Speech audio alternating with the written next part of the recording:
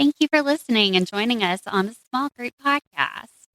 Please give us a like and subscribe. And if you could just share it with someone who you think could benefit from this.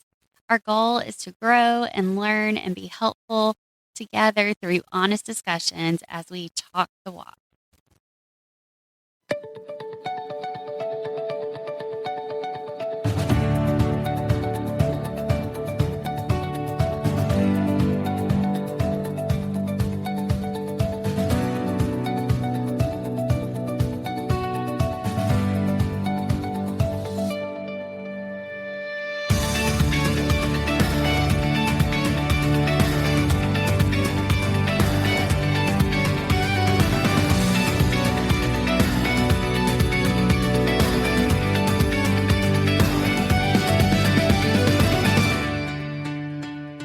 Come on, let's run some red lights. This is Small Group Podcast. I'm Ben. I'm Lacey. I'm Sabrina. I'm Taylor. Guess who's back? Yeah, Back that's again. right. They're back. Taylor, Sabrina, good to have you guys. You've been on a long mission trip. It's good to be back. We've missed being here. It's been a week in Guatemala, and then I don't know what we were doing the rest of the time. Recovery. Just life, yeah, and recovery, I guess. But yeah, we're excited to be with you both. It's been a long time. We're just happy to have y'all back on the podcast, but Yeah. just happy to have y'all home. We've missed y'all. Yes, So same. I'm excited to hear some of the upcoming episodes with our church family. Wayne's has been good, and I'm excited for the Morgans and Ben Harrison. So you definitely had some great folks on. Took a lot of people to fill y'all's shoes. Got a rotating door that's going on. I'm just so Guess who's happy. back? Back again. Well, we are gonna Jingle bells, jingle yay, Whoops. jingle good for you. we are gonna jump in. So tonight's episode is gonna be primarily about the mission trip, about mission trips in general, and your guys' experience. And I jumped the gun. But before that, Jingle bells, jingle yay, jingle good for you. all right. So today's icebreaker question: which Bible character do you think would make the best travel companion? I thought about this. I think for me, I would really enjoy traveling around with David. I just imagine that he would be like really good around a campfire with his songs and stories, and just being able to strum one down and have a good time around a campfire. Sounds kind of just like a good traveling buddy to me. you surprised me with that. I, honestly, like that. If I was thinking of which one you would answer with, my mind instantly goes to David. But I'm like, well, that's too easy. He's going to change it up. No, we'll go straight for it. Just for David. I want to know what it was like to wander around. Like he has a bit of a country boy can survive kind of a vibe to me, and I don't mean that in any kind of demeaning way. Like No. I think What's the meaning about that? come on, like he's just to me this archetype of I know how to get by. God's on my side. We're ready to rock. We're doing it. David has this kind of amazing spirit. Plus, he knows how to, play music and sing and do all.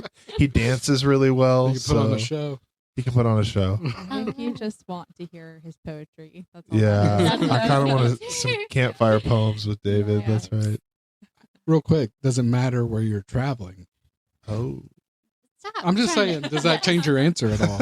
Like, I'll just say, does that change your answer at all? if You we think? need to go across a large body of water, Probably one of we the need that fishermen. staff. Fishermen, yeah.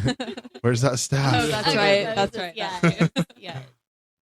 There's a lot of good answers. I was talking about this with Taylor on the way over here, and we had mentioned Paul being a good person to travel with because he's well traveled, and so he would have a lot of tips on, like, I don't know, the travel experience. where not to go because they'll put you in prison. Got to, yeah. Maybe be a little I'm not scared allowed to- in that town anymore. Right. Yeah. Maybe a little scared to travel with him. But just in general, he's like well traveled. So that was one of our answers. And then I said also Peter because he would have my back, Yes. I don't know. What about y'all? I think, because I was thinking the same thing. I think Peter would be a little more fun. Paul can kind of be a little preachy sometimes. But so yeah, I think Peter's kind of where I landed. But I struggle with that because I could think, I could think more of people I would not want to travel with, like Job. I think that might That. hurt the trip a little bit. Aw. Yeah. Job might be a little liability.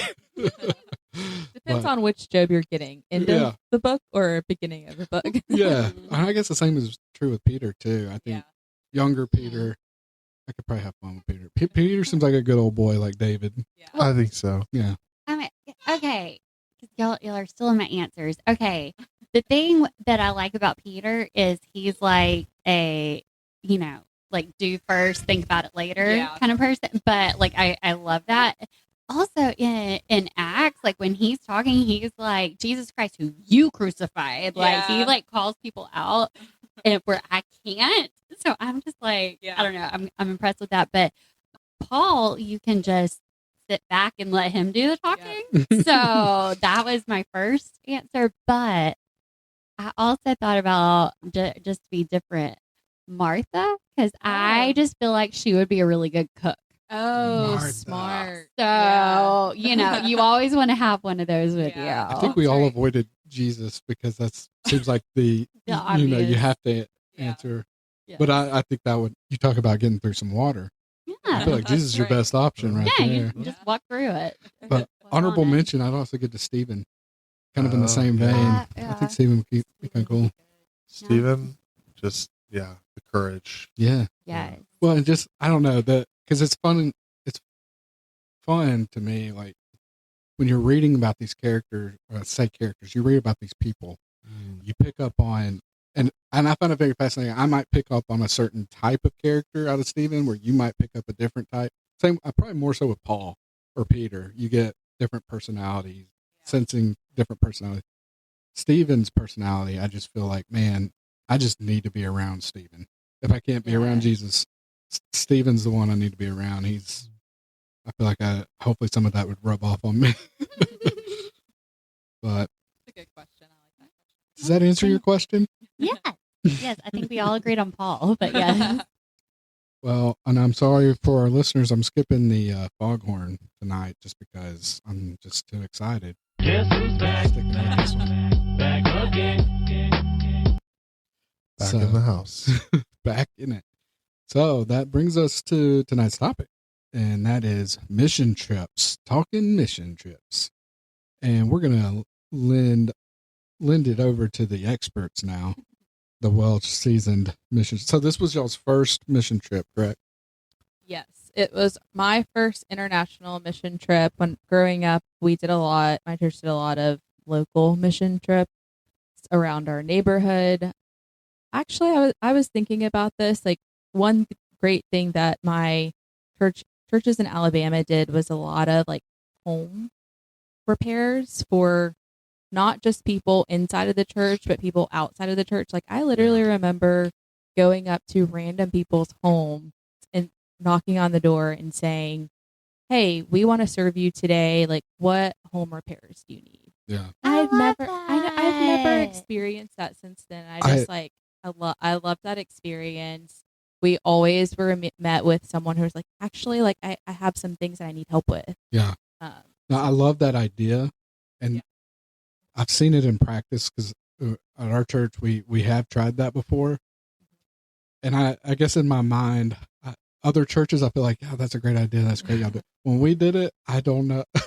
I feel like we left that poor lady off worse. Oh, Because we get there and Mike Feitner's there and he's doing jobs and everything, and I got put on replacing a back door, which we figured it out, we got it done, but man, I'm like, man, I bet we messed this lady. oh no. The heart was there, Yeah. and she was very appreciative, and it seemed like we did a lot of good, but Yeah. every once in a while, That's funny. Are we doing more harm than good? But no, Yeah, I that's love always that. the question. And that's probably something we're going to come back to probably a little later in the episode as far as what is a mission trip and all that. Well, everything you're describing, I think, is a wonderful thing because Yeah. it's like, what is you're serving a need basically. Yeah. And, For sure. Yeah. So, but this was in Guatemala. We were there recently with several people from our church, and we'd been planning this for at least 6 months. I feel like Adam mentioned it, at least in Sounds about January, right. maybe early or late last year. Yeah. And then the mission trip was in June for 1 week. Both of our first time doing an international mission trip. Yep. Just really overall great experience.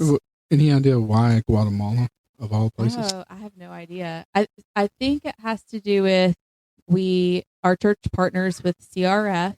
CRF stands for Christian Relief Fund, and CRF has global locations, international locations, and one of the locations is Guatemala. Mhm. I think in the past we've also partnered with the Kenya location. Yep.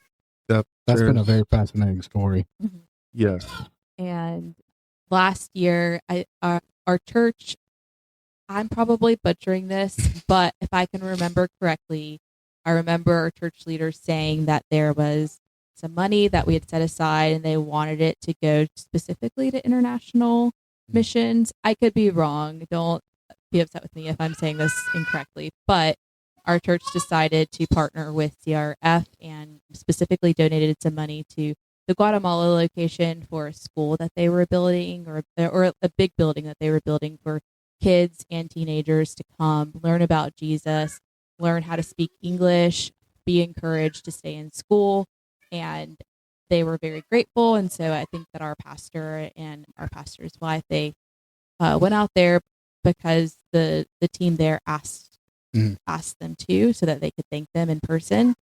And I think that's where it comes from. Yeah. But I could be wrong. I don't know. And then the Kenya tie too, it was kind of reversed.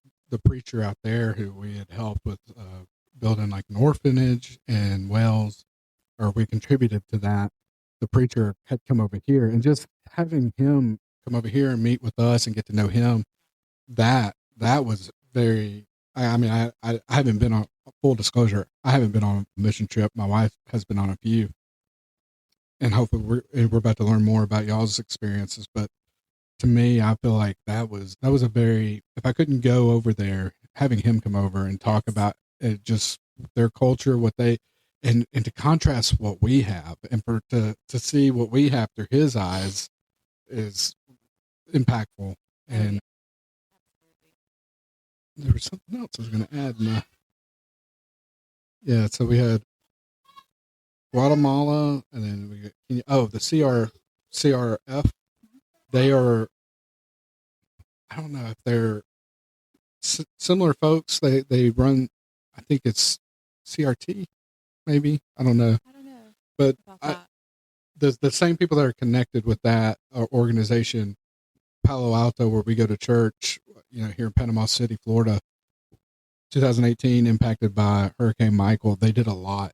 They showed up and out of the blue and did a lot for us. So they've kind of had a very close place in a lot of our hearts. And so we've tried to do as much as we can to not just return the favor because we're out of obligation, but we've seen the good that comes from it firsthand, and to try to, hey, there's other people out there going through their own hurricane that we can help with. But where do y'all want to start? I'm very curious to know just your initial impressions being your first mission trip. What experience, I guess, maybe what sets us apart from just any other trip? Because I know both of you are pretty well traveled. What makes a mission trip a mission trip? Yeah, I think that's a really, it's an obvious question to ask, and a question that somehow goes unasked, I think, if you're not intentional about it, which is to say, why are we going to this faraway place using these resources that we're using individually, collectively, taking time out of busy schedules, going into another person's home? It can seem, I think, from the outside to leave this lingering question of like, what is the purpose? And I think that I was really impressed with the way that our group kind of went about answering that question preliminarily. So we had, what was it? I think 2 months. Yeah, it was at least a month and a half, I was going to say. About, a month and a half to 2 months where we were meeting on a weekly basis in the home of the leaders of our group, Adam and Amelia Brown. Just did a great job. Such an amazing job at guiding us logistically, being sort of the spearhead of the trip, just knowing the when, where, the how we're going to make it happen, being just such good communicators. But one thing that we did preliminarily was we had a book that we worked through, and it was a book that we would watch videos alongside at their home, have discussion questions that were centered around this question of how on a short-term mission trip do we first and foremost not do any harm to these communities that we're going into, and if we have the opportunity to be helpful and to spread the love of Christ as well, what does that look like? So this helping and not hurting in short-term missions, I believe, was the title of the book. I think so. Yeah. And it was just it was good to have a focus going into it. And one thing that the book kind of mentioned and put into our mind as a group, and we discussed this idea, was this notion that poverty and a lack of materiality, whatever that may look like, lack of resources materially, that phenomenon is a result of the brokenness of the world that we live in, and simultaneously material excess and an obsession and idolization of materials on the other side of the spectrum of having also has features of fallenness and brokenness. Yeah. And that there is this dual nature to what we like to call ownership of items, materials, whether that's having a car that you can drive to work in, or a really large home, or not a home. So emphasis on property. Right. What the course was kind of getting us to understand before we went to Guatemala, that we were going to see people who materially were less advantaged, but that spiritually that didn't communicate a disadvantage, not implicitly. Yeah. That was, I think, the mindset we were trying to cultivate is, let's meet the individuals in Guatemala where they are, and let's learn about Christ from them as much as we have anything to share with them. We're expecting that they're going to teach us a lot about who God is. Right. Yeah. And so that was which seems counterintuitive to a mission trip, because you think mission trip, we're going over there and we're doing this. right. Yeah. But I love that whole idea of what can we learn from them? Yeah. How for can sure. we grow? And I think Yes. that's an amazing thing.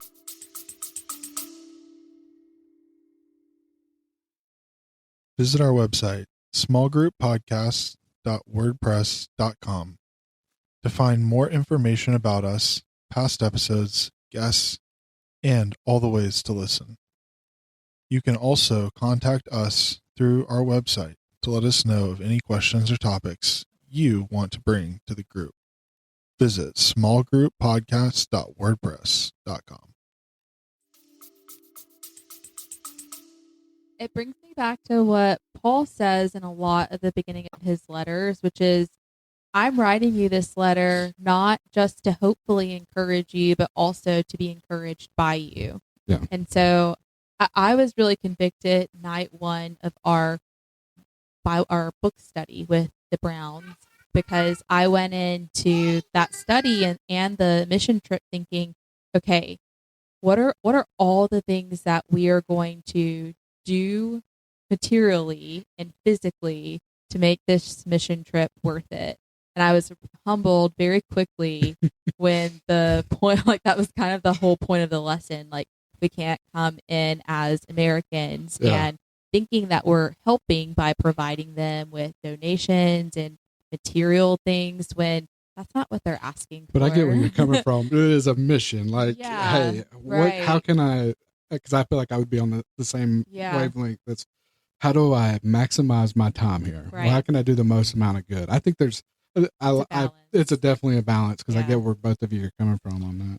Yeah, and I'm it glad, is. Real quick, I'm glad you brought up Paul's letter to Timothy. That was going to be another answer. I'd like to travel with Timothy. Oh, nice. So I feel like Timothy's a young guy. But anyway, Timothy would be great. It was good, and there was even this like depiction, the story that we read before going into the mission trip, and it was talking about how there's like this big elephant and this mouse who are friends, and the elephant is like dancing around the mouse and sits down, and he's like, where are you, mouse friend? And he like crushes the mouse, and it literally said like that can be us as American Christians who are going into communities who, and we think that we're helping, but instead we're actually doing more harm. And so we certainly, like, I think that when I coming on to this episode, I struggled a little bit thinking I don't want to brag about what we did because I feel like I will forever be positively impacted by this trip, and it feels wrong to like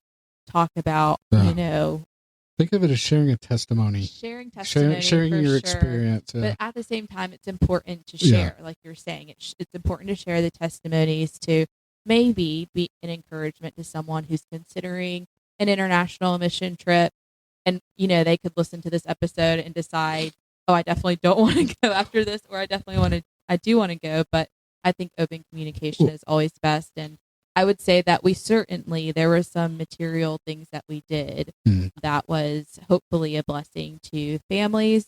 But I think more than anything, the relationship building was just so powerful. And I'll just throw this disclaimer out there for Sabrina's sake. Yeah. She's not bragging from here on out. Don't let anybody take anything she's saying as braggadocious. She's just relaying her but experience. It's tricky, right? Yeah. But I don't want you to hold back and feel like you don't want to. Totally. Let's brag away right now. We'll give you the next, hour, whatever, to go nuts. You did mention something, and this is what I took away from the Kenyan preacher that came over. Like I said, we had sent some support over there to help them. He came over here to say thank you, and getting to know him, he made that comment, and it's really stuck with me. I'm going to butcher it. This isn't exactly his words, but more or less, he was like, man, y'all have really, we're still struggling to find answers that you guys have figured out. And it's like, Taylor kind of brought this up a little bit as far as like the culture, our Western culture, these things that we struggle with day in and day out are just posh compared to what they're trying to get water and walking miles to get water. And they showed one of the things that we really wanted to help with was, and this is for Kenya, an orphanage, a place where they showed like these branches that were just stacked up where these kids and mothers were just sleeping at night. Yeah. And man, and it's like, you think of the problems that we complain about and the issues that we struggle with, and to see it through his eyes and hear him like he was blown away by, just all of the culture that we have here and all of the blessings that we have that we take for granted. And man, that really makes you stop. But for you guys to see that firsthand and to be cognizant of that going in too, I think that was great emphasis. Yeah, absolutely. That was, I think, the first thing that we said when we got back from Guatemala home. We talked about how we feel very convicted about the amount of complaining we do, and just like an encouragement to feel more gratitude. That was definitely a lesson learned. Well, yeah, I agree. I was going to pull up a verse that I've been really trying to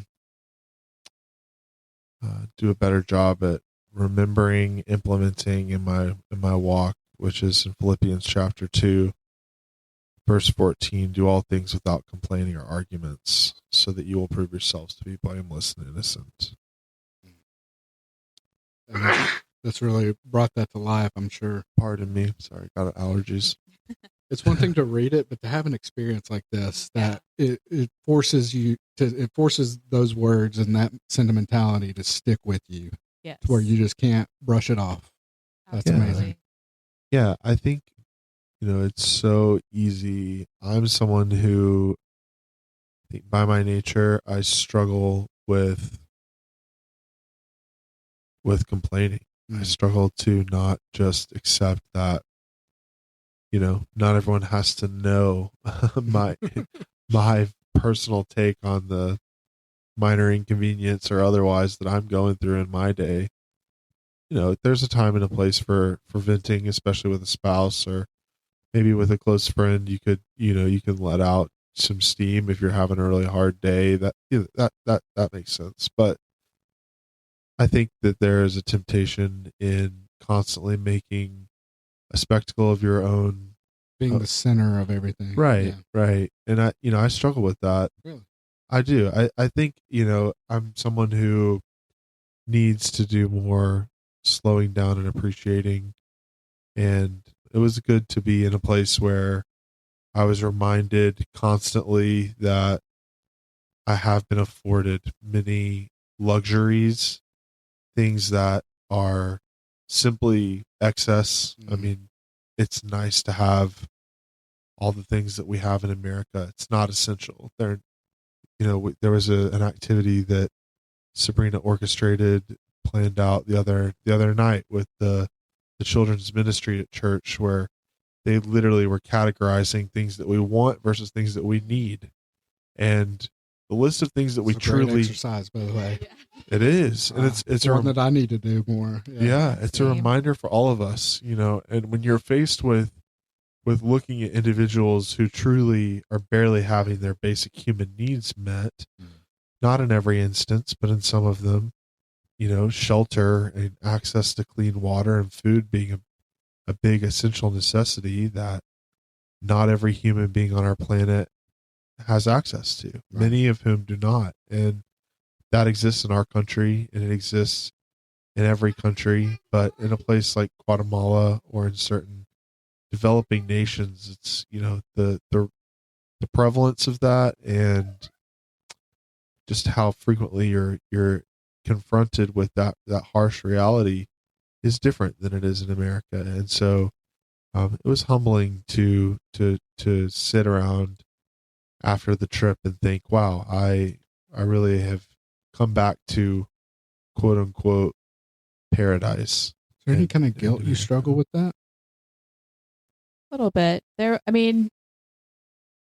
That's a tough question, Yeah. because I don't know that we should sit in guilt, because going to Guatemala, there were so many beautiful, positive things that we're missing here in America. So I'm sure that's got to be one of those things to transition back to when you get back. Man, there's got to be some kind of layer that you got to fight away. Yeah, I think that I'll share one experience of what you're hitting on. So one of the things that I was really surprised about was how developed, and this is just like purely my ignorance. I was completely ignorant to the fact that how developed Guatemala City and Shayla, which is what the locals call Quetzaltenango, I was completely just oblivious to those cities being so developed. And I think it's because we hear about the low quality of water in Guatemala and just some of the things that the country does not have that America has, I guess materially. But anyways, all that to say, despite it being very developed, there are still some things that just shocked me. Like the water quality, I think, was probably the biggest. We were instructed not to drink the water, to not flush toilet paper down the toilets, because the plumbing is not as, I guess, developed as it is here in America or in the United States. And so we went a week with just exclusively using water bottles to brush our teeth, to drink water, to wash our faces. The only time we didn't use water bottles was for our hair, like washing our, in the shower. And so when we got back, a lot of us, I talked to Nicole about this and Taylor at least, but a lot of us had this muscle memory of like needing to grab a water bottle. And that was, I think it was it the first or second night? I think it was the second night. Taylor and I were like debriefing about it a little bit. And I didn't even know what I was feeling. It was like my body was reacting before I can process mentally. But I did just like I started crying at the dinner table because I'm like there's just so much that we have that we take for granted, and these communities of people that unless you go there and you see for yourself, you just really don't have an understanding of. It's not to focus on what they don't have. It's just to focus on being more grateful, I think. Right. And so, to answer your question about like the guilt, there is a little bit of that. I don't think that, I don't know if it's like right or wrong to feel that. I don't think that's like what God wants from us. I think he wants us to focus on gratitude no matter where we're at. I think, like you said earlier, everything there's a balance, right? Yeah. I think there's a healthy sense of guilt to at least wake you up. Like, having the World Cup here in America and you get all the videos of you guys like ranch dressing and Buc-ee's, you get all these Europeans going and experiencing these things. And it's a wake up call. Like all these things we've taken for granted. Never once cherished ranch dressing like some of these Europeans who are, shipping it back. But I do want to say this real quick to Taylor, because, for what it's worth, you were talking about, struggling with being self-centered. I've never once picked up on that with you, because your thoughtfulness of others has always been something I've admired. So, hey, for what it's worth, you hide it very well. Thank you. That's something I've always admired of you. Always kind of thinking of everybody. He is very, I will second that. He is very considerate of other people's feelings, for sure. Yeah. Thank you. So give my friend Taylor, go easy on him. Yeah. He's doing good. Yes, absolutely. I'm always, I guess, my own worst critic. For sure. But, I think too, just to go off of what you're saying, like there's, just in general, whenever in my experience, whenever I travel somewhere, there are going to be assumptions that I had made implicitly or otherwise that are undone in some way. It doesn't have to be some large, like, it's going to be this, that, or the other type of inconvenience for me, or they're not going to have clean water, but whatever it may be, there's inevitably something that you expect when you travel that doesn't go the way you expect it to go. And for me, Guatemala, this trip was so many things that I had not even consciously in my mind thought, it's going to be X, Y, or Z way, but it just exceeded expectations, whatever they were, continuously. Like I was blown away. I think I assumed the people would be friendly. I think most places you go, you find that if you approach people in a friendly way, they tend to be friendly back to you. Well, we kind of, when we think of like other countries, we generalize, like Canadians are very friendly, or whatever it is. But any place I've ever been, like when you meet people one-on-one, it's so much different. And when you get to the heart of it, and like what you guys are talking about, going into people's houses, man, those generalities are far from your mind in that moment. People are just so disappear welcoming. altogether. Yeah. Really, they really were. Now the muscle memory thing, Sabrina, you talk about, that's real. And I know because Taylor and I, we've been to some of the same places where it's a hard thing. I even still to this day, I don't drink tap water just willy nilly, or I don't do anything with tap water willy nilly, because it's just been when you go to some place like that and they stress it very serious. Mm-hmm. It becomes very serious for forever almost. But real quick, because I really want to dig into the spiritual takeaways and everything. But before we go there, and just kind of give us an overall view of what you guys did there, or what did the trip look like? Okay, I wrote that down because it's so hard. There was a lot, and so it was hard to remember. I would start this out by giving a huge, just like shout out to CRF. If you're interested in international mission trips, I highly recommend them.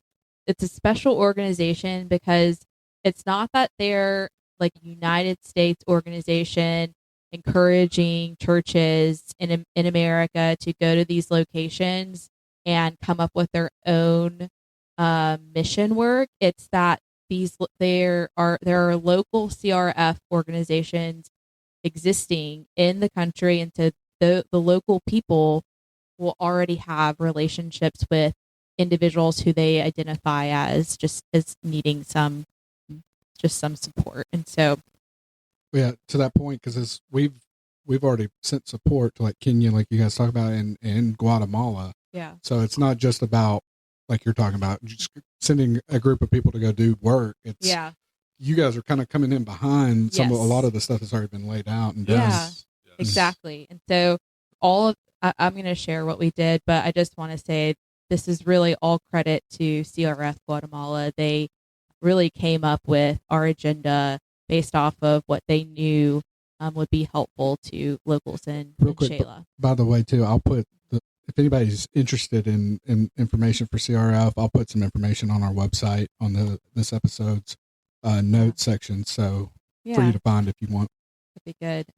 So I'll just quickly say, so we stayed at a hotel in Shayla, and we woke up. We got breakfast pretty early, and then we got picked up from the CRF team in Guatemala in 2 vans by individuals who either worked for CRF Guatemala or who were volunteering. And then they drove us usually to the CRF building.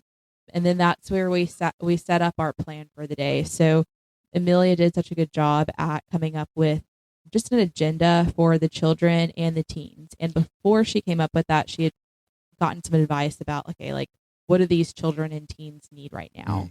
What were your thoughts on the local CRF people? I loved them. Yeah. They were okay. So it was really coordinated by one family. Okay. So their entire family is amazing. Starting with the patriarch Everardo, who the Morgans have gotten to meet, and they also love him. He is like a worship leader at their church. He is older. He's supporting his wife who has some pretty serious health challenges. He has a son. Is it 2 sons? Is it? He has a son, and he has a daughter. Ayrton and No, Ayrton is his son-in-law. okay. So Ayrton is married to his daughter Demaris. okay, so Ayrton, he planned a lot of what we did. He like planned our day. He like coordinated the families that we needed to be partnered with, and then Jonathan volunteered, who is Ayrton's Brother-in-law. brother-in-law. Yeah. Yeah. So you met the whole family, huh? We met the whole family. Yeah. There's a lot to that question. Actually, Yeah. that family is so special. I love They really them. are.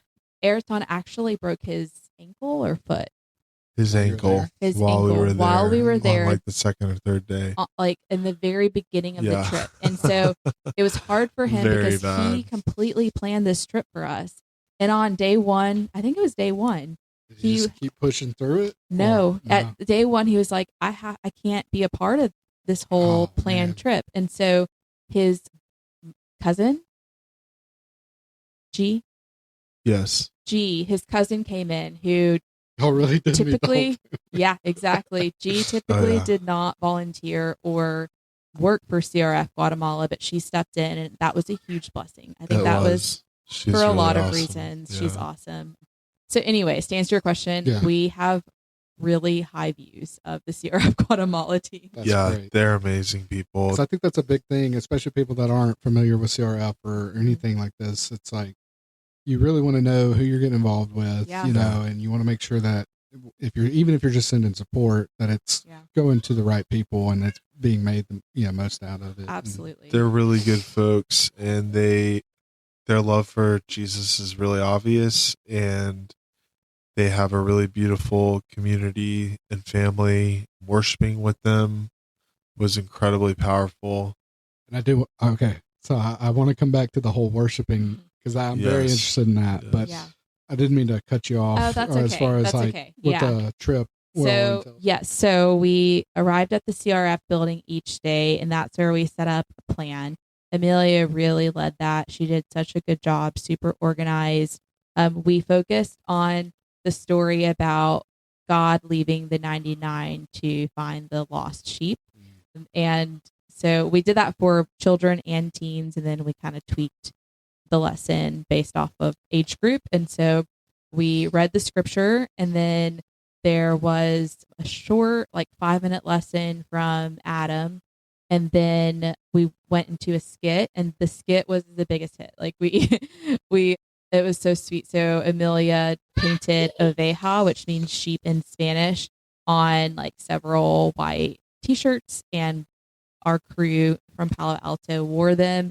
And then Taylor narrated, and then G translated because he was narrating in English, and so G translated in Spanish. That was going to be a follow-up question real quick as far as speaking with a translator like that, because you're speaking to a group. Yeah.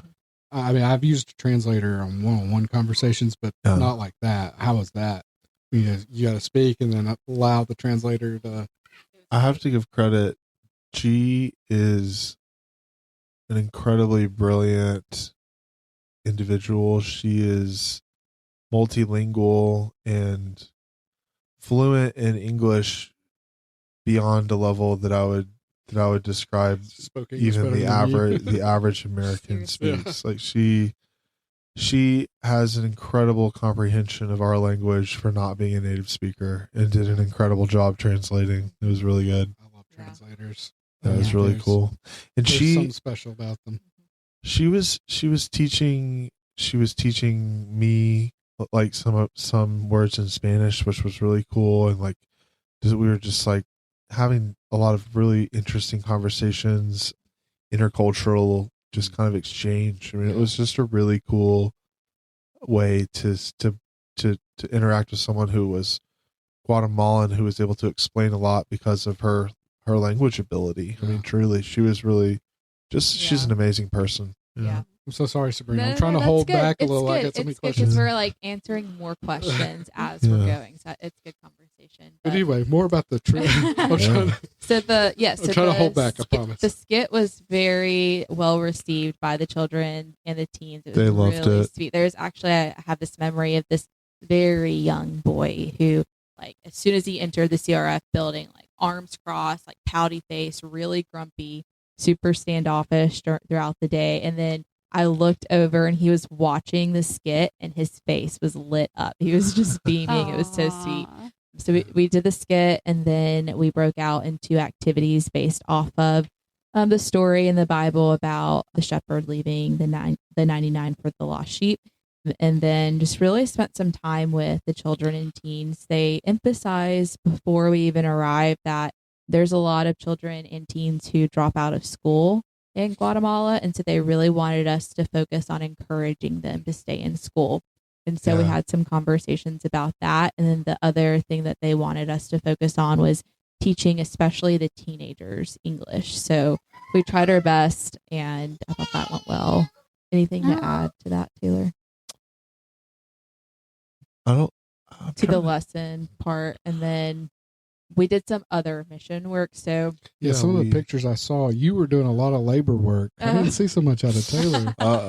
No, he was doing a lot. Our whole crew. She's like turning concrete over here. Yeah, and that's putting right. blocks She was getting her hands dirty. Yes. So they identified a few families who needed some just additional support. So one of the families, I really never knew why, but they needed concrete laid down.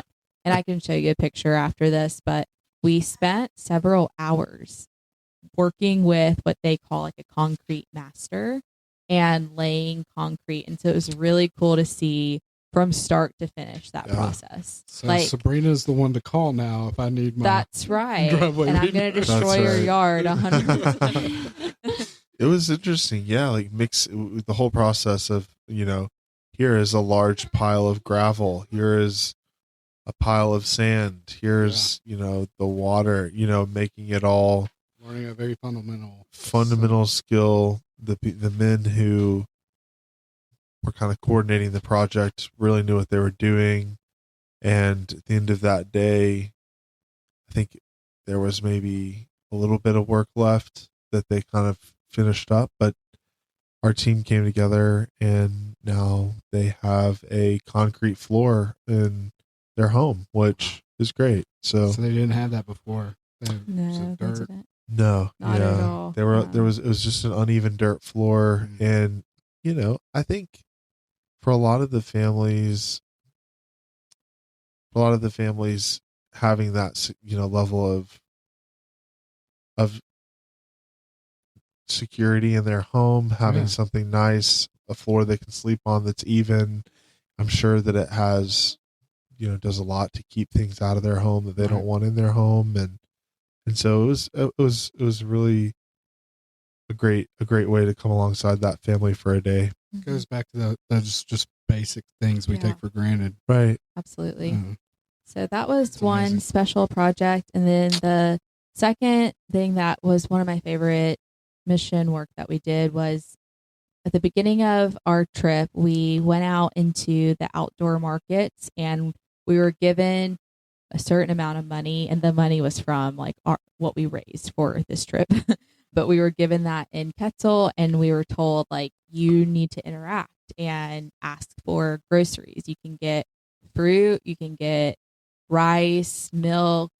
They kind of gave us a list so that we knew what the community Detergent, soap, things so like that. yeah. So we went to that market with that money, and with the list we were given, used the money that we had to purchase for a family. Was there any haggling, or was it pretty standard? Actually, Yes. I there love is that. there was I some wish we haggling. had more of that here. There was some Well, haggling. And that was one thing that I really appreciated about CRF Guatemala is that they challenged us. They said, like, there will be someone who speaks Spanish in your group, but you have to do the communication. Like, you put in effort to communicate with the Right. locals. And I really appreciated that we needed that. Yeah. Like, Yes. we're in their home. We should be putting in as much effort as individuals who come to the United States do. Es you know. claro. That's right. That's right. It's clear. So that was really cool. So we bought a lot of groceries. And I think at the time, I remember thinking, wow, these outdoor markets are so amazing. This is a really cool experience. But I did not understand what we were getting ourselves into. And Taylor, do you want to share? Because you spoke at for one of the families that we went to deliver the groceries. Do you want to share that experience? Sure. Yeah. So like what you were describing, there were 3 different families that our group kind of in turn delivered these groceries to later in the week. And these were all, I would say all 3 of the families were pretty clearly, in an economic need, or just circumstantially were going through an especially difficult season and had connection to the church. And the CRF team. And so all 3 of them were all 3 of the families we delivered groceries to were very grateful. All of them, we had the opportunity to hear about their lives and hear a little bit about where they were at, just the circumstance that they were in, and we got to see their homes. They're very welcoming of all of us. It was just it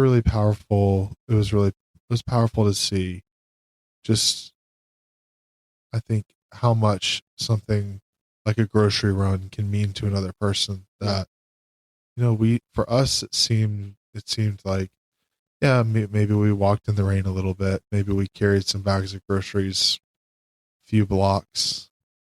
It felt like the amount of impact that we had on them was disproportionate to what we had actually done, when really I felt like I took a lot away from the experience of just seeing their faces was. I can only imagine, because I mean, even anybody listening to what you guys are trying to describe is like you're still thinking in the abstract. You're trying to understand this in the abstract, but you got to actually I said it earlier, you think about other countries very general and other cultures very generally, but to see just another soul, someone who is living in the same time as you, but in a different place in different circumstances, and Right. to really just kind of forces you to appreciate not just your own circumstance, but just to appreciate them as an individual, not just someone who's Guatemalan or, whatever. It takes it to a whole nother level.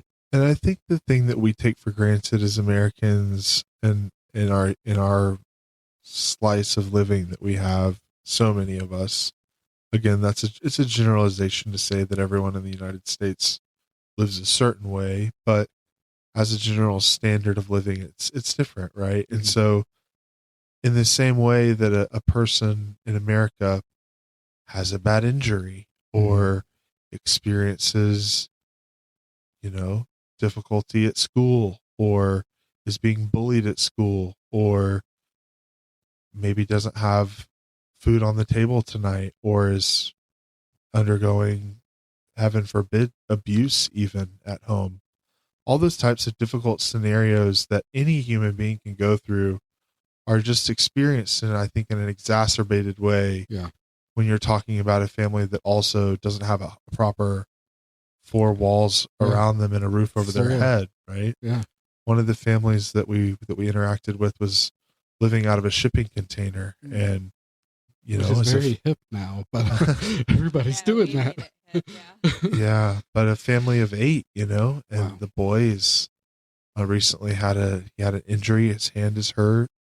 His dad is like a tire mechanic, and their house had burned down, and just a run of circumstances that were really hard on anyone, much less someone who doesn't have a lot of the basic things that we take for granted, comforts that make at least enduring a situation like that not as visceral, not as painful maybe. So it was humbling. It was humbling for me to be witness to it. I felt really grateful for our group and the way that they all handled themselves in supporting those families, and for CRF to giving us the opportunity. It was great.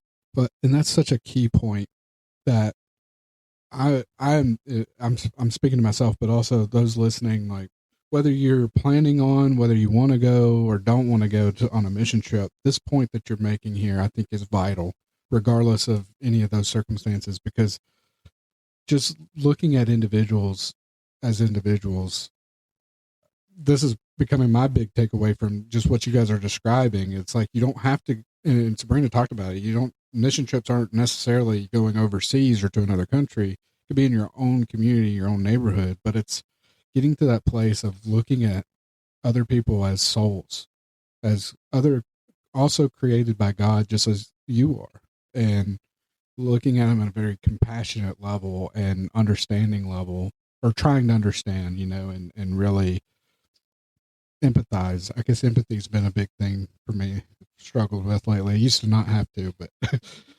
just empathizing with someone and treating them as a soul and God's creation is such a big thing, and a big thing within our own culture. People you interact with every day and maybe disagree with, but still treating them as a soul.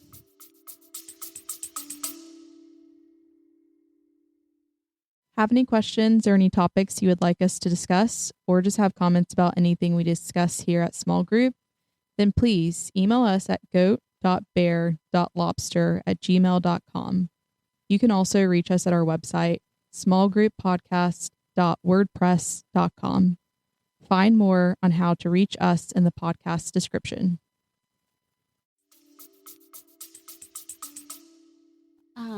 The church that I went to when I lived in Virginia, when you pulled into the parking lot, there was like a welcome, like a cute little welcome sign.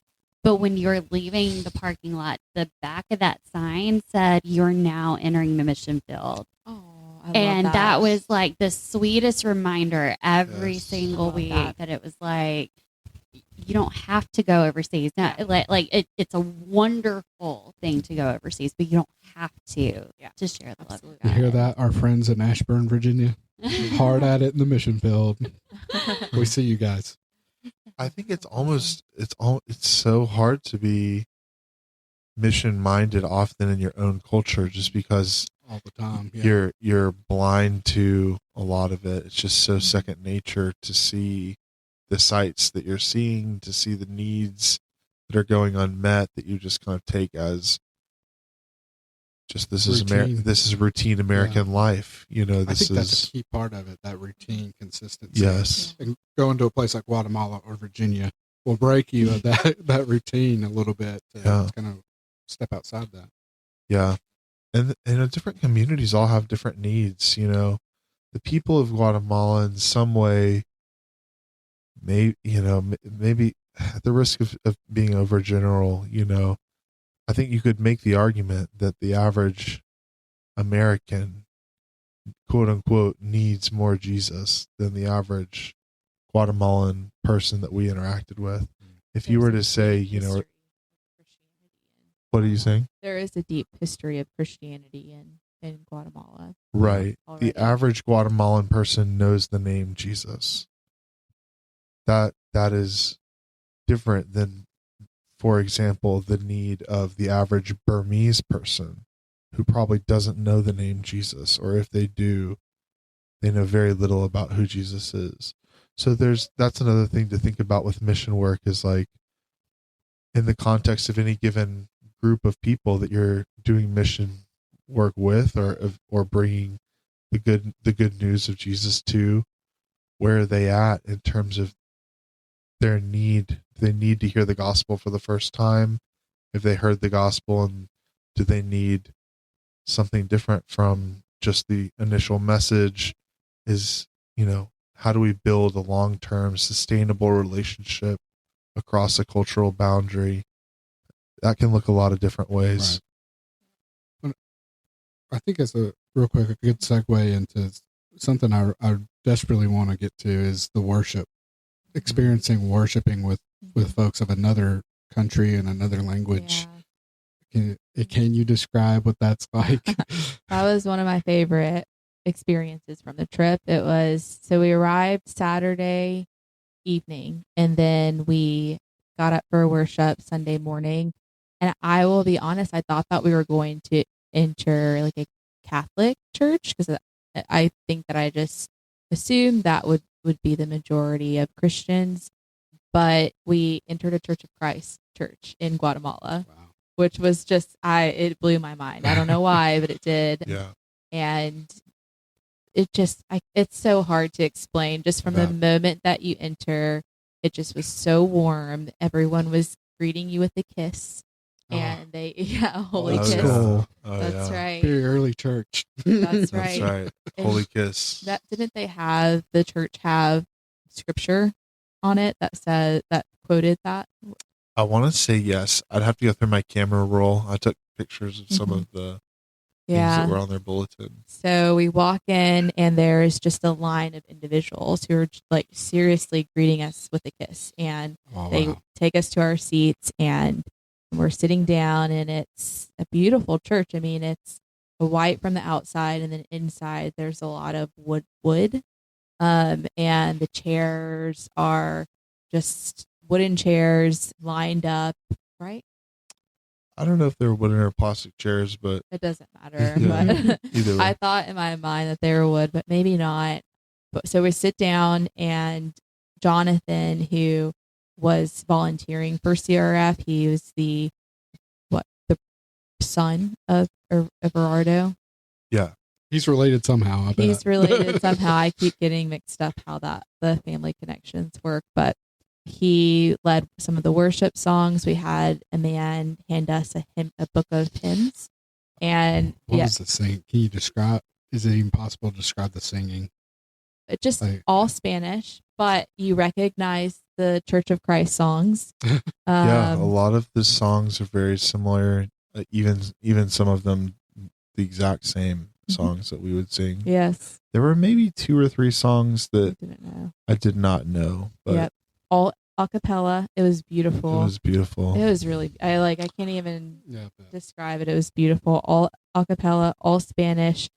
No one on the trip knows how to speak Spanish, and so we were doing our best singing along, but we Still, did. We were to hear people like that worshiping in their Yeah. own language is Mhm. still, whether you're able to participate or not, I would just sit back and just take it all in. listen. That's- Yeah. I can't imagine how beautiful that must have been like. Really, really cool. That's It another was so great cool. equalizer, because it's like you're all there. They're worshiping just like we are. They're That's like right. this Sunday, just Yeah. as we do our normal routine going to church. They're doing that just like what you Yeah. experience, and Yeah. it's such a It was I'm- so good. It I'm was really good. envious right now. That part, I yeah. wish I could experience that.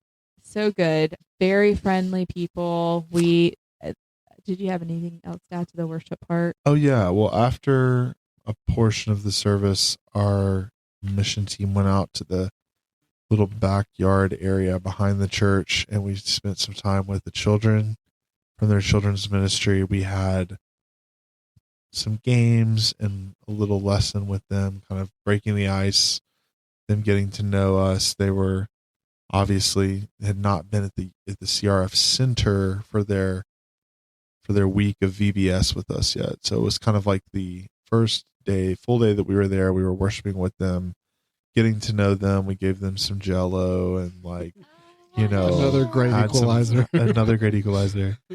Had some snacks and played some games, sang some songs with the little ones. And it was just it was a really amazing Sunday, really beautiful.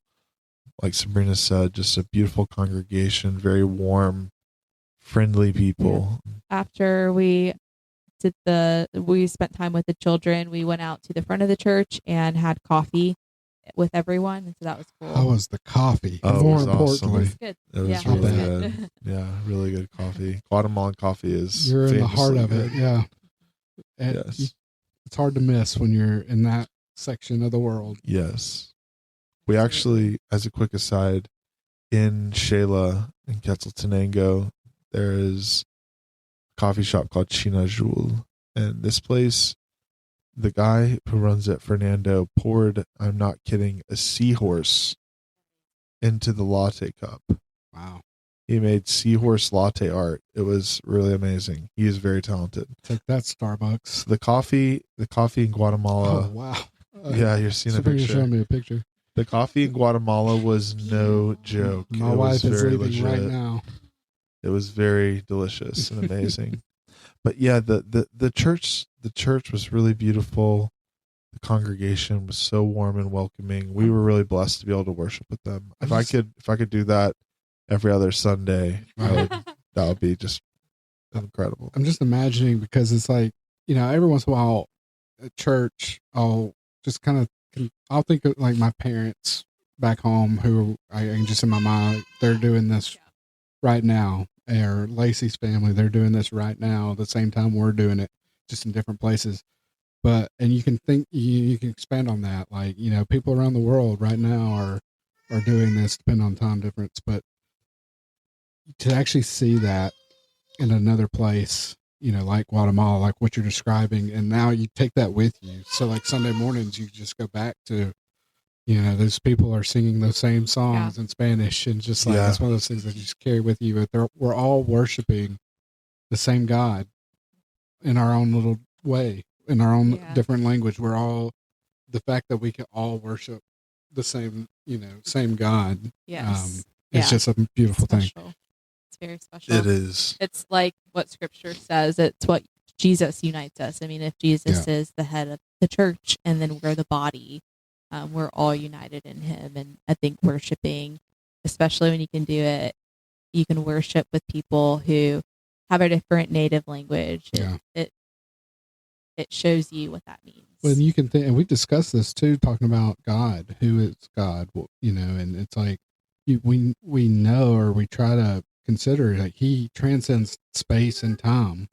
All these many centuries since Christ, walked the earth, people have been worshiping Him. So you can think about that in the abstract, but to witness it firsthand, it's. I'm so happy for you guys to get to experience that. Well, and it's a reminder of how big God is. Like like Lacey, you were talking about going to the Grand Canyon, and like only being able to describe the Grand Canyon as big. It's like we know how grand our Lord is. But when you travel, and Mhm. especially I think when you're doing it like in the name of God, you start to see like, okay, the same God who cares about me, I speak to my father, our Father, and then I go travel far away, and then I'm realizing, oh, these people who, I don't know their language, their culture is very different. They have a similar relationship with Yeah. our Father, and I think that just like kind of what you're talking about, like that Yeah. in the abstract, but Right. then when to actually experience it and witness it, it does something, I think, in your And we say brother and sister, it just kind of becomes like almost just like a nickname, Yeah. brother Taylor, sister Sabrina. yeah. But what you're describing, you're Mhm. meeting real brothers and Yeah. sisters from the same Absolutely. father. Mhm. That's brilliant stuff. I How did. hard was it leaving, by the way? It was hard. I was really sad to leave. The only like I remember telling Taylor like if we didn't have a dog, What about the dog? so The we missed our dog, but other than She that, was it was really fine. hard. It was really hard to leave. No. What about you? Did you feel that when you were leaving, like mission trips? Yes. Yeah. So with Honduras and Ecuador, I did not. Yeah. I didn't want to leave the kids. Like Yeah. I just wanted to stay there and they just had so much joy and so much gratitude and all the things that it Yeah. was really hard to leave them. It is. It's hard. Um, Yeah. I The could tell children that they so were sweet. sad too. Yeah. Yeah. Some of the kids were, I think, not ready for us to say goodbye. Well, mainly the children, because I think that the majority of children, that's just what they do. Like they go to the CRF building, they learn, Right. and they go back home. But specifically, the children who were children of the CRF team, who we spent a lot of time with, I think Right. those children had a harder time. Like I became pals with this girl, Emma. Oh, She's so cute. precious. Yeah. Such a And cute kid. yeah, and then Jeremy also has Yeah. held a soft spot in my heart, and so I think that was hard because we were getting dinner with them every night. They would see us during the day at the CRF building. We worshipped with them, and so that Yeah. I think that was challenging. uh-huh. Yeah, but it was really good. Mhm. Trying to think of any other. We almost ran off of the side of a mountain. Okay. All Oh, right. yeah. All right. The Let's time we tell. almost died. Yes. Okay, we were In exaggerating it because Jonathan did not seem that worried. He kept his calm. Yeah. He kept us he really calm. did. Yeah, it was fine. So there's a lake, how do you say it? Atitlan. Atitlan. There's Yeah. this like beautiful giant lake. The last day on our way back to Guatemala City for our flight the next day, we stopped at a like town that was around the lake. Interesting fact. So around the lake, there are different neighborhoods, and the neighborhoods are named by each of the disciples. So there's Juan for John and Yeah, San Pedro Juan. for Yeah, Peter. exactly. And so we went to Juan. San Juan. San Juan, yeah. It's like a little not beach town. It was like a lake town, yeah. basically. Yeah. Wow. But anyways, to get down and up, it was very curvy and scary. Those Yeah. are the best. At one point, our van started going backwards when it was trying to go forwards up this mountain. So we bailed out of the van quickly. A couple Taylor of us. said, "Do you need us to lose weight?" And then Jonathan, the person who was guiding us, he said, "No, well, maybe." So like, we'll take that as a yes. And so we got out and walked for a little ways up the top of the mountain, and it was fine. We made it. Well, my next question was going to be, was there a moment where you clearly saw God at work? But I guess you answered that one. But we were praying in that moment, and I do think that the prayer was answered. It was a little scary, but no, I think God was at work in a lot of ways on the trip. Quite clearly in the relationships that were being built. I could see that there were a lot of just a lot of mutual appreciation for one another, sharing stories, just showing up for people in need. Sabrina briefly mentioned earlier that Everardo, our CRF leader in Guatemala's wife, Myra, she's recovering from a brain tumor, and so she is in a wheelchair, and needs some assistance for that and all that comes with that, and just the amount of care that their family showed her, that our group showed her during the trip. We had just people just helping one another in such a beautiful way. People who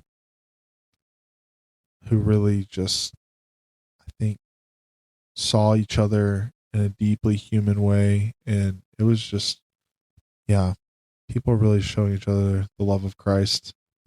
That was really impactful. I felt many times during the trip that I would notice a conversation at a distance and think, oh, I wonder what they're talking about. But I could see the smiles. I could see our people and the people who are in Guatemala and Shayla just making great memories. And it was beautiful. It was really beautiful. Well, I mean, I hate to go here, 'cause I feel like that's such a wonderful place to start kind of wrapping this up on such a high note. But I am curious about what challenged you the most on this trip. That's a good question. I feel like for me, it was accepting that I was not in control of anything with this trip. So I'm someone who really likes a schedule. I like being able to predict what's happening next. And that's just not the culture in Guatemala. The culture is very they don't have a set schedule. The culture is just I don't know, how would you describe it? I'm kind of at a loss for words. Just maybe a little more spontaneous. Yes, and that's the word. A more kind of free form culture when it comes to just the way they approach time. Yes. And so we were told multiple times, don't be stressed about the time. Don't be stressed if you don't fit something in that. You're on island time. Yeah, a little bit. kind of that's the culture. And so I think just letting go the fact that my will is not meant to be done. It was God's will. And also just having a respect for the culture that I'm experiencing and get out of my own ideas and expectations. So that was a challenge. And then I would also say the language barrier. I think that it can be tiring to be animated and talk all day for me already, but then especially when there is a language barrier, there's just you have to kind of struggle through communication, and so then at the end of the day your brain is kind of hurting. And so that was a challenge, but it was a blessing at the same time. I'm so grateful for it. Definitely was an experience that got me out of my comfort zone as far as just kind of rolling with the punches, kind of submitting into the culture that I was in and accepting that. And then also challenging me to connect with people through language, despite that the language being a challenge. So it was a really good experience. I say that it was a challenge, but it was definitely a benefit as well. So I'm sorry. I'm just going to throw in a quick story from Ecuador. So every night we would meet at the church and somebody would volunteer to speak through the translator. And there was a guy that was my age. So he was 20 and we're from Luverne, Alabama. Luverne. And where everything has multiple syllables. And he got up and the very first thing he said was, "Did y'all know that God loves y'all?" And the translator went, "What?" She did not. She had never heard the word "y'all" before. She didn't know what he was saying Did you run into that, Taylor? we I don't did I use the word y'all? Not I'm us, trying but to- I'm trying to think of even if anyone Probably. else on the trip I had don't that know. problem. I don't think so. I don't. That's great. I'm like running through the list. I don't think that we had anyone with that strong of an accent. We We had need to to get a bring translator Luverne for next it. time. You're not going to out Luverne. Yeah. We need Luverne in the house. But yeah, we had to get a translator for our translators. hilarious. Now, when I get really tired, I start sounding country. Like sometimes things will Her slip drawl out. starts Yeah. coming out Yeah. Yeah. like molasses spilling out your mouth. That does sound like molasses. What about you, Taylor? What was your challenge? I had a lot of things going on back here while I was gone. It was at times, I think my challenge was presence, not letting myself think too far into the future of I'm in Guatemala right now. I'm not in the United States. I don't need to be next week. I need to be in the week that I'm Right. in. Man, that's great advice. I just stop and make sure everybody hears that because I needed to hear that. That's Yeah. such great advice. Say that again, please. I'm in the United States next week. This week I'm in Guatemala. Be in Guatemala. You said it better the first time. Don't be back in the States. That was my struggle at times, I think, was to not worry too much about what was going on back home and focus just as much as I could on being present with the people that I was with. But I don't know. I think that's a struggle no matter where we are. We're often fighting against tomorrow's anxieties or grappling with yesterday's choices or just doing whatever we can to not be focused on the moment we're in.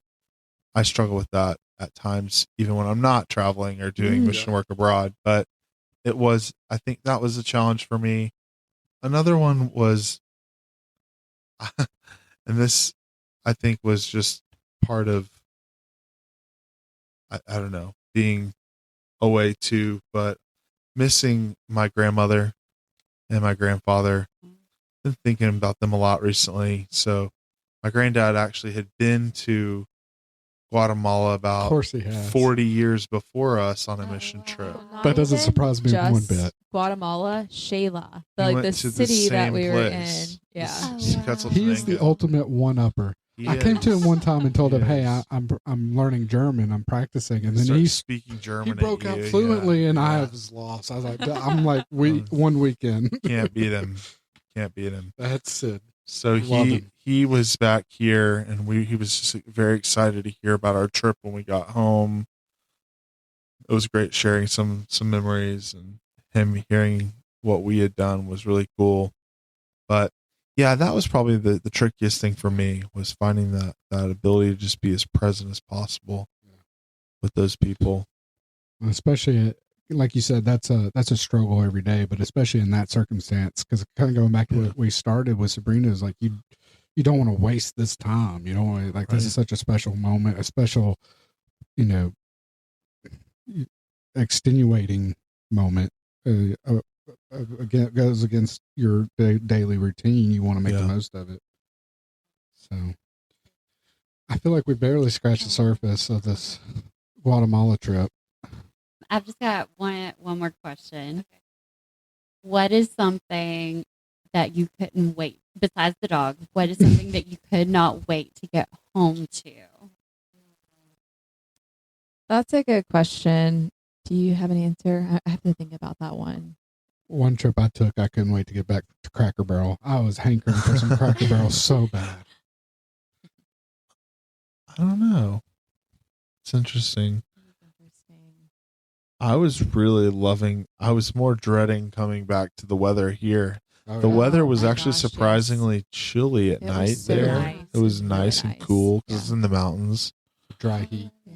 I think for me, I was excited to be at a place where I knew the roads would be flat again. Yeah, actually, that's Flat a roads. great- You don't have to worry about weight. I don't usually think too much about driving stress. Like I don't tend to get car sick. I don't tend to get too stressed on the road, but I was by the end of it like, okay, Florida roads are going to be very missing flat. Yeah. You're missing that Panama City construction, yeah, aren't you? Yeah, I that's get right. I get pretty bad car sick, and Oh, no. Taylor never does. And so Yeah. I was like, finally understand what I'm experiencing. But it's weird because it was funny. Actually, Adam called me out the other night because someone asked who gets motion sickness. And in my head, for whatever reason, the person who asked that, I thought boat motion sickness. And I do not get motion sickness on a boat, but I do in a car. Really? Yeah. I don't know why. Wow. Yeah. I don't know. Something, I guess. Yeah, you've always been bad in the car. with Yeah, motion pretty bad sickness. in the car. You were but built for the water. I huh? guess so. I guess so. I don't know. But anyways, yeah, I would say roads for sure. Well, on my first mission trip, I was 18, and we landed in the Houston airport, and we bolted to the nearest McDonald's that we could because we just wanted the sweet tea. That was what we missed so much. like, Was give me the the sweet When tea. you got tea. back or while you were there? No, when we got back, Oh, okay. there was no sweet tea in Honduras or Ecuador. I was gonna say, so, I've been in countries where you just need a break. Like you take it all in. You want to eat all the local stuff, but then after a few days you just want a break, and then you find McDonald's or KFC, and that McDonald's and KFC does not taste Yeah. like the McDonald's. It tastes like more of the local stuff. But thank you guys. I've been so excited to hear about this trip, and Yeah. I mean, I'm sure there's a lot more to talk about that we'll probably get to later. But as we wrap this episode up, I was trying to find a verse. I think I found a section that kind of hits on some of the themes that we've hit, some Oh, yeah. bigger themes. If y'all got something better, because I know Sabrina's got a few that I couldn't find, but hopefully we'll find them later for another episode. But y'all feel free to chime in. But as we close, I'm gonna read a few verses here. Oops, sorry. 2 Corinthians. We'll go to Paul. We've talked a lot about Paul. 2 Corinthians chapter 5. I'm going to start verse 16 and go through the end of the chapter here because I feel like he hits on a lot of key themes that we've talked about tonight. So starting verse 16, therefore from now on we recognize no one by the flesh. Even though we have known Christ by the flesh, yet now we know him in this way no longer. Therefore, if anyone is in Christ, this person is a new creation. The old things passed away. Behold, new things have come. Now all these things are from God, who reconciled us to himself through Christ and gave us the ministry of reconciliation, namely that God was in Christ reconciling the world to himself, not counting their wrongdoings against them. And he has commended to us the word of reconciliation. Therefore, we are ambassadors for Christ, as though God were making an appeal through us. We beg you, on behalf of Christ, be reconciled to God. He made him who knew no sin to be sin in our behalf, so that we might become the righteousness of God in him. Anything else to add to that? No, I think that's a perfect way to end. Paul, you can always count on Paul with the mic drop. Yes, absolutely. I love that. I love it. I love every bit of what you guys. I know you're trying your best to describe it, and I bet you Yeah. did barely scratch the surface. But what you did describe, I got a lot out of personally, and I'm envious, but in a good way, not in a Yeah. prideful way, of you guys. And I'm Yeah. so glad you got to experience that and share it with us. And Yeah, Well, we were yeah. really blessed by it, and we will keep praying for the people in Guatemala. We will too, for sure. And yeah, I'm hopeful that in years to come that our church will be able to send people back down there. Yeah. That's definitely in the works. That's part of our plan long term to stay in close communication with that mission field down there. that's awesome. I hope so, and hopefully Lacey and I will catch the next train to Guatemala. Yes, and then we'll interview you too. Or we need you to go down there and show us around. Like I said earlier, I'll put some information on our website for CRF, And if you guys want to get in touch with them, if you're interested in mission work or mission trips, you just reach out to me. I'll get you in touch with Adam, who we've mentioned a lot, or anybody else. I'll get you in touch with the right people. But just let us know. And if you've been on mission trips, let us know. We'd like to hear more about what you've done in your work there and all of that. And we really appreciate you guys joining us for small group. I'm definitely happy that that's right. That's They're right. back. So glad to have you guys back, and I'm looking forward to getting back on track. Well, not on track, but getting back to our normal small group discussions, even though we've had some great stuff here lately. But grateful you guys are back. Grateful our listeners are back. We appreciate you guys joining the small group. And until next time, we'll see you.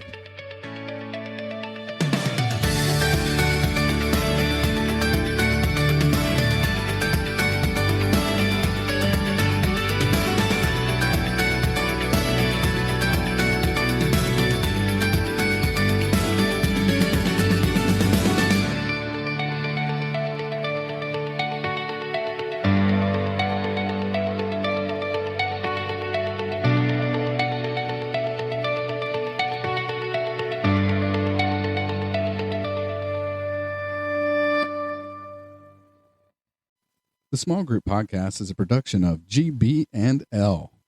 Find all of our current and upcoming projects, as well as shop the GB&L store at goatbear.wordpress.com.